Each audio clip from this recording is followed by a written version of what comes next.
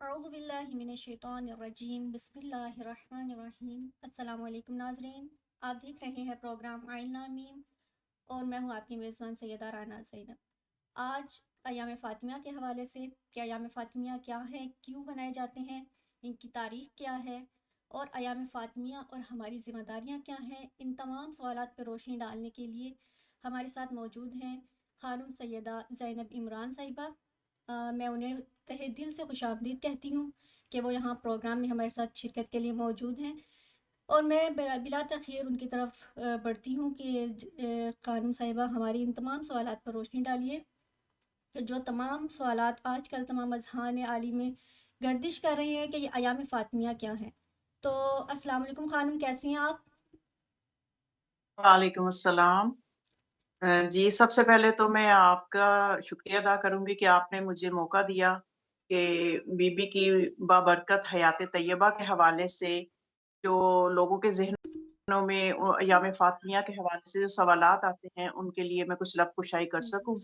تو انشاءاللہ میری کوشش ہوگی کہ ان سوالات کے اس طرح سے جواب دیے جائیں کہ جس سے سن کے ایک اطمینان مل جائے اور سب کے اندر ایک ایسا جذبہ پیدا ہو جائے کہ ہمیں واقعاً امت مسلمہ ہونے کے تحت کتنا ضروری ہے کہ ہم ایام فاطمیہ کو ضرور جی جی منائیں۔ بالکل، بے شک۔ تو اس حوالے سے میں اپنی گفتگو کا آغاز کروں گی بی بی پر صلوات کے ساتھ۔ اللہم صلی علی فاطمہ و ابیہا و بعلہا و بنیہا و سر المستودع فیہا بعدد ما احاط بہ علمک۔ جزاک تو رانا زینب صاحبہ، سب سے پہلے میں اس طرف آؤں گی جو آپ نے پہلا سوال یہ کیا کہ ایام فاطمیہ جو ہیں یہ کب سے منائے جا رہے ہیں۔ جی جی غالباً یہی آپ نے پہلے پوچھنا جی چاہا ہے۔ بالکل، ایام فاطمیہ تو پہلے اس پر روشنی ڈال دیجیے کہ ایام فاطمیہ کیا ہے، مطلب کیا کون سے ایام ہیں جو ایام فاطمیہ جی کہلاتے ہیں؟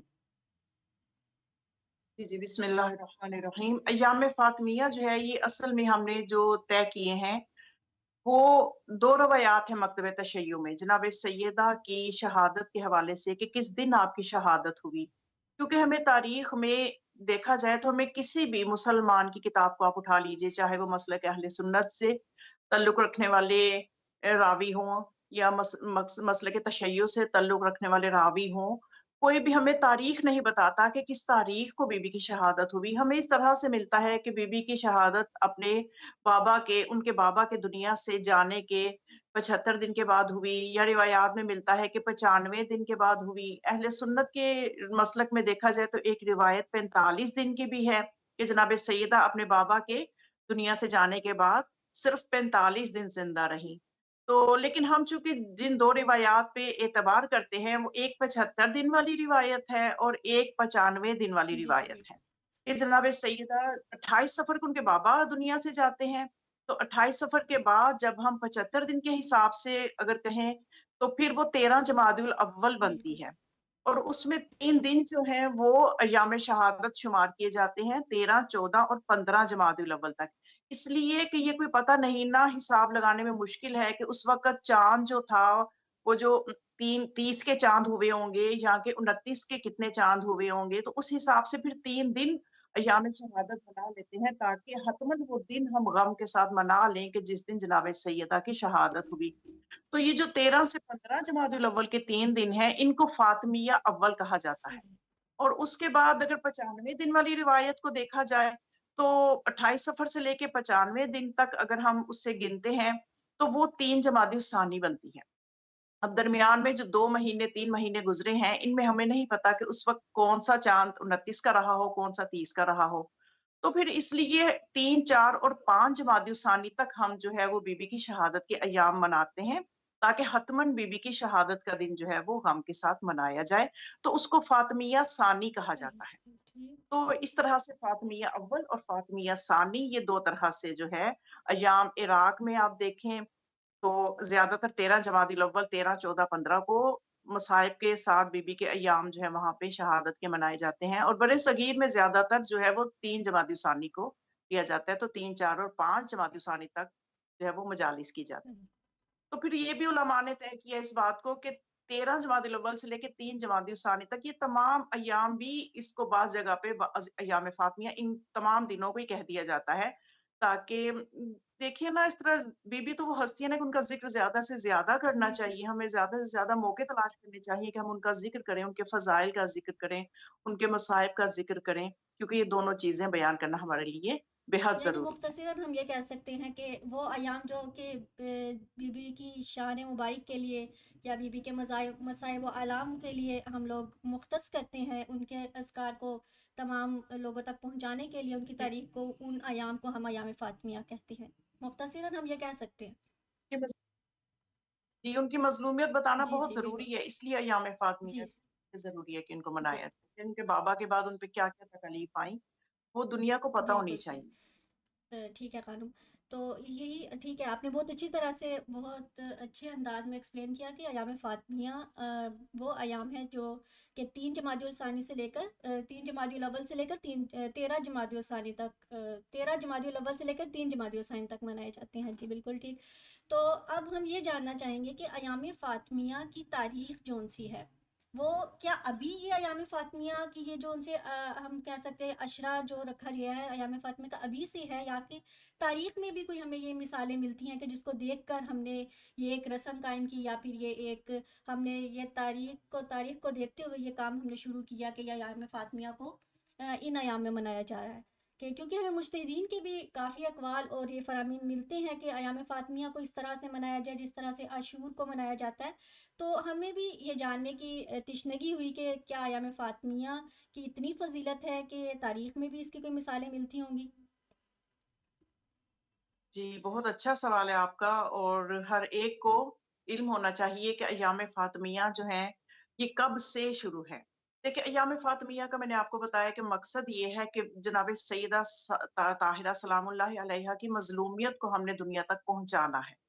तो जनाब सैयदा की मज़लूमियत को समझ लीजिए कि सबसे पहले अय्याम फ़ातिमिया जिसने मनाए हैं और जिसने आगाज़ किया है, वो मौला कायनात अली इब्न अबी तालिब अलैहिस्सलाम है। मौला कायनात ने सबसे पहले अज़ादारी बर्पा की है जनाब सैयदा।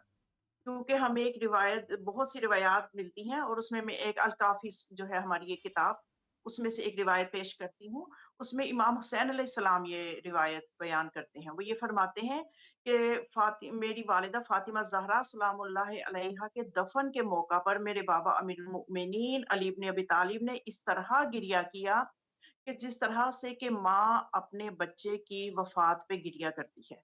और फिर आपने इस तरह से गिरिया किया कि जिस तरह से कि किसी माँ का बच्चा दुनिया से चला जाए तो उसकी जो हालत होती है वो हालत थी मेरे बाबा की। मौला हुसैन अलैहिस्सलाम ये फरमाते हैं कि उन्होंने ये फरमाया मेरे बाबा ने कि या रसूल अल्लाह जब दफ़न कर दिया जनाब सईदा को तो फिर आपने फरमाया या रसूल अल्लाह खुदा के हज़ूर आपकी दुख्तर नेक अख्तर को मैंने मख़फ़ियाना सुपुर्दे ख़ाक कर दिया है और ये वो आपकी दुख्तर नेक अख्तर हैं कि जिनका हक ज़बरदस्ती छीना गया और अलल ऐलान जिनकी मीरास पे कब्ज़ा कर लिया गया और उन्हें मीरास से महरूम कर दिया गया। हालाँकि या रसूल अल्लाह अभी आपकी रहलत को ज़्यादा देर नहीं हुई थी।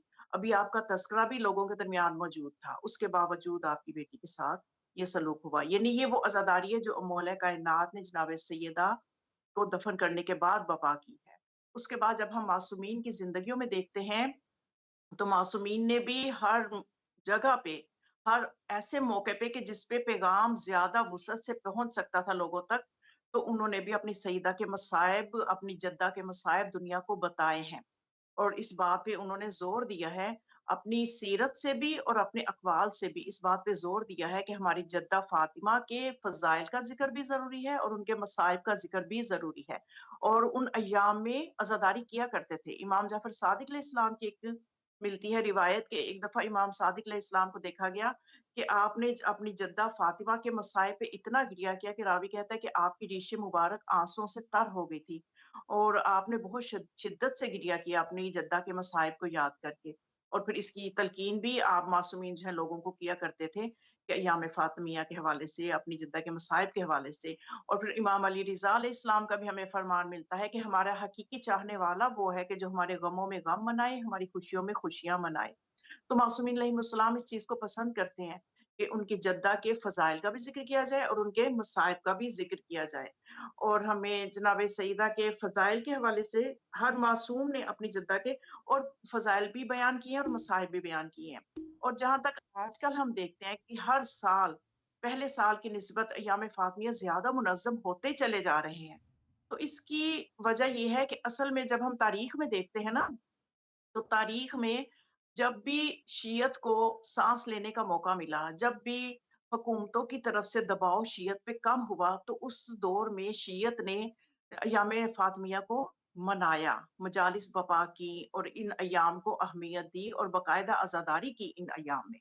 اس کی مثال ہمیں ملتی ہے نجف اشرف میں، جو حوزہ علمیہ ہے، وہ اس زمانے میں کہ جب ناصر الدین شاہ کا زمانہ تھا اور مظفر الدین شاہ کا جو زمانہ تھا، اس زمانے میں حوزہ علمیہ نجف میں سرکاری طور پہ ایام فاطمیہ منائے جاتے تھے، یعنی بی بی کے نام کی مجالس جو ہے سرکاری طور پہ برپا کی جاتی تھی۔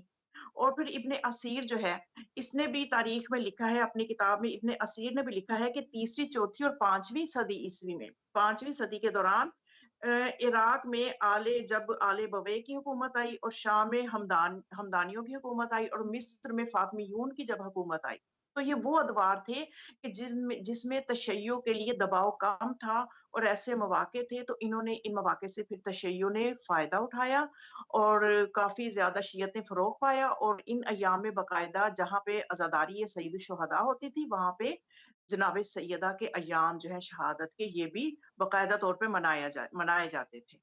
تو یہ بہت قدیم سلسلہ ہے جناب فاطمہ سلام اللہ علیہا کی عزاداری کے حوالے سے جب ہم دیکھتے ہیں، تو یہ اب جو منظم ہو رہی ہے، یہ یقیناً ظہور امام علیہ السلام کے لیے خدا کی منصوبے میں یہ چیز ہے، اس کی مصلحت میں یہ چیز ہے۔ خدا یہ بہتر جانتا ہے کہ کس کام کو کس وقت کتنا منظم بے کرنا شک۔ ہے۔ تو اب کیونکہ جناب سیدہ کا ذکر جو ہے، ان کے مصائب کا ذکر، ان کے سیاسی حالات، ان کے حالات زندگی جو ہیں، ان سے ہی ہم پہچان سکیں گے ہر زمانے کے فرعون بالکل کو۔ صحیح۔ اور جناب فاطمہ کی مظلومیت یہ ہے کہ ان کے زمانے کے جو جناب سیدہ کے جو دشمن ہیں، ان کو بے نقاب کرنا بہت ضروری ہے تاکہ ہر زمانے کے دشمن آل محمد کو پہچانا جا سکے۔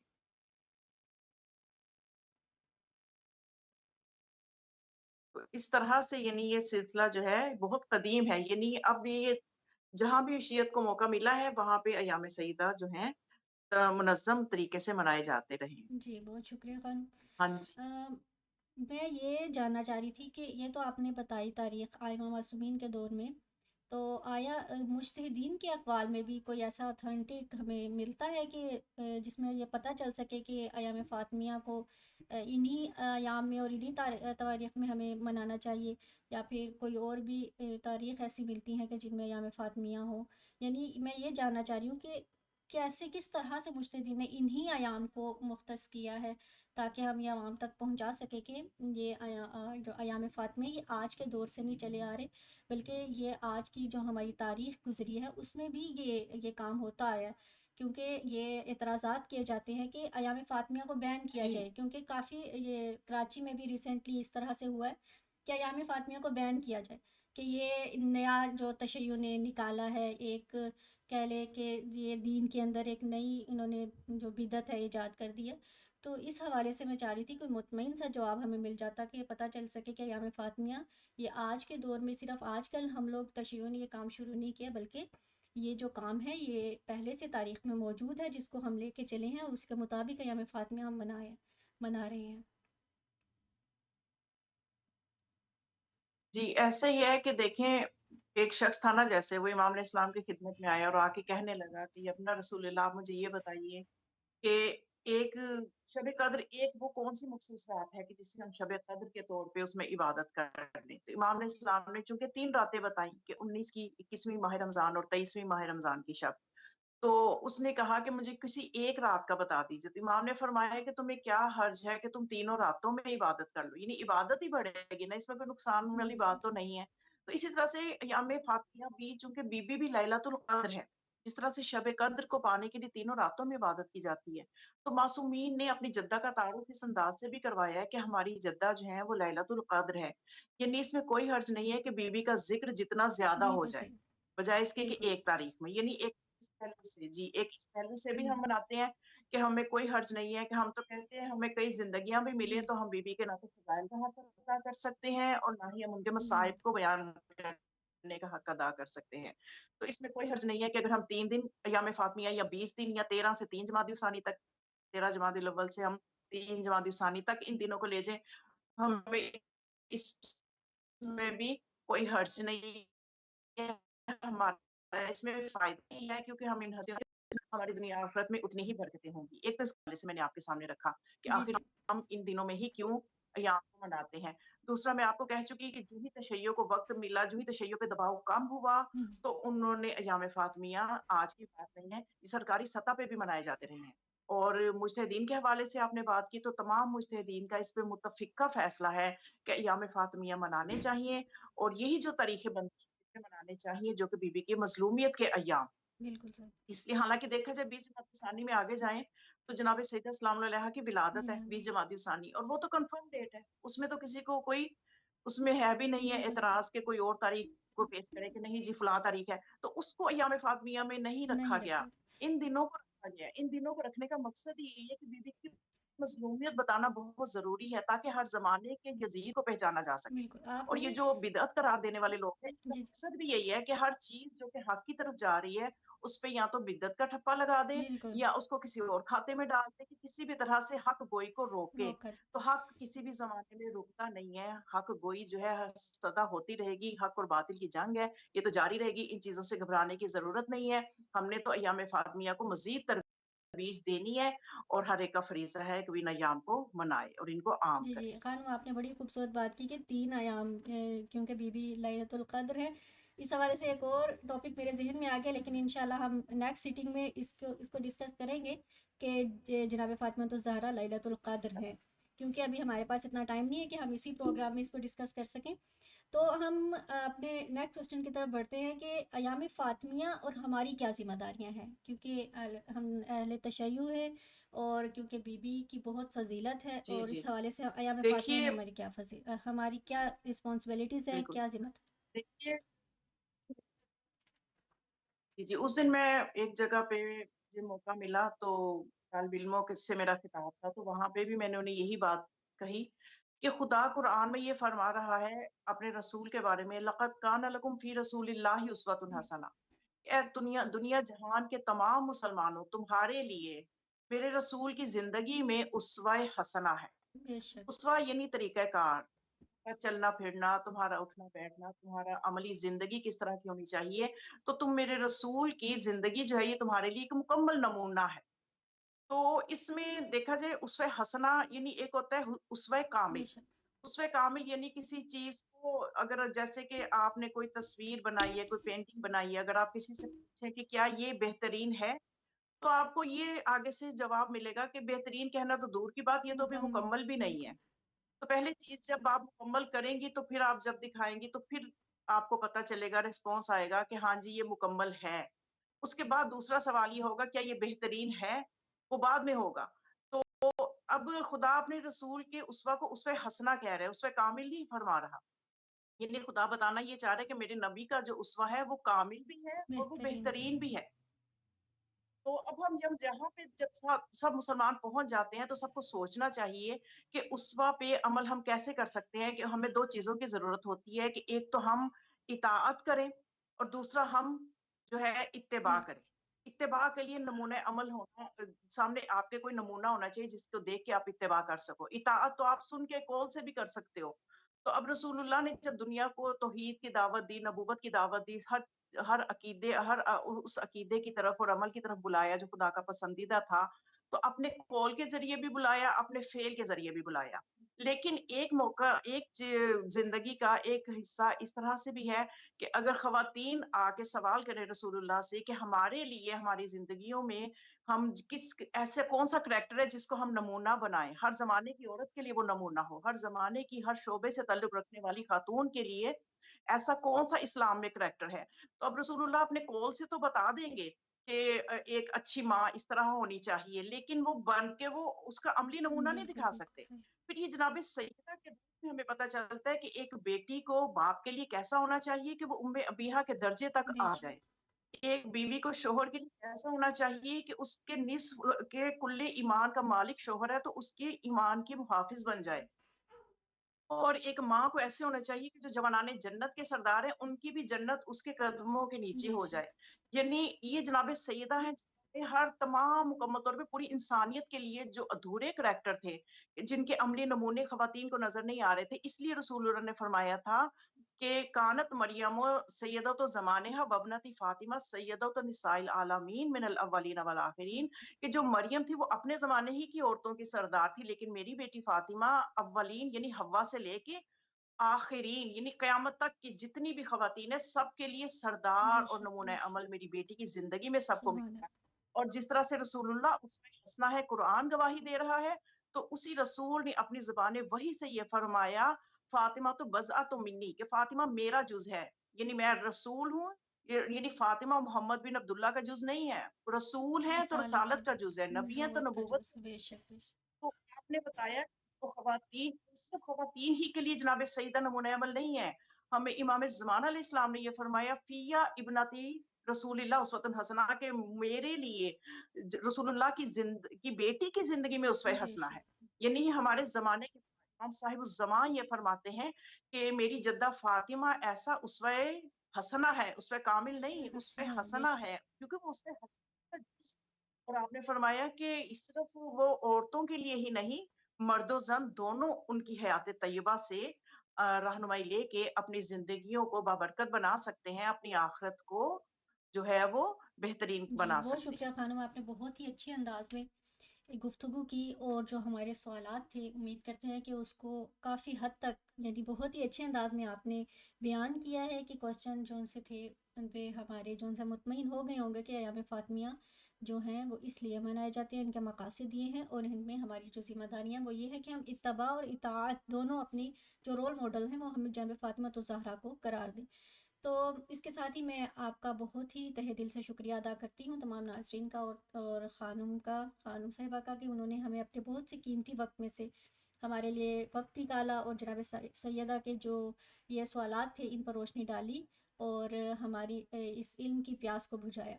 मैं बहुत ही मशकूर हूँ और दुआ करती हूँ कि परवरदिगार आलम की तौफ़ीक़ात खैर में इज़ाफ़ा फ़रमाए और इसी तरह से इन्हें इल्म दीन को नश्र व इशाअत करने की तौफ़ीक़ अता फ़रमाए। और खुदावंद मुतआल से दुआ है कि सबसे बड़ी हाजत, सबसे बड़ी हुज्जत हमारे वक्ती इमाम के ज़हूर में ताजिल अता फ़रमाए। वस्सलामु अलैकुम व रहमतुल्लाहि व बरकातुहू।